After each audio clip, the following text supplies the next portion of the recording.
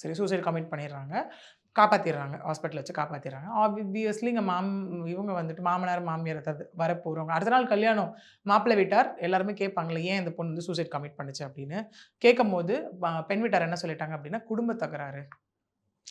அதாவது அப்பாக்கும், இவங்களுக்கும், அண்ணன் இவங்களுக்குலாம் வாக்குவாதங்கள் ஆச்சு. அதனால அந்த பொண்ணு மனசு உடைஞ்சு போயி, அந்த பொண்ணு சூசைட் கமிட் பண்ணிடுச்சு அப்டின்ட்டாங்க. ஓகே. அப்பயே எஸ்கேப் ஆயிருக்கணும். எஸ்கேப் ஆயிறது. இவங்க ஆல்ரெடி மனசு உடைஞ்சனோனே அத நம்பிட்டாங்க. இனிமே அந்த பொண்ணுகிட்ட என்ன கேட்கறது அப்படிங்கிற மாரி இருந்து கல்யாணமும் நடந்தாச்சு அந்த இடத்துல. கல்யாணம் நடந்து என்ன ஆகுது அப்படின்னா, ஆஸ் யூசுவல் அங்க 26 கல்யாணம் நடக்குது. நைட்டு ஃபர்ஸ்ட் நைட் அன்னைக்கு அந்த பெண் வந்து சொல்றாங்க இந்த இடத்துல. எனக்கு வந்து இந்த கல்யாணத்துல கொஞ்சம் கூட விருப்பமே கிடையாது.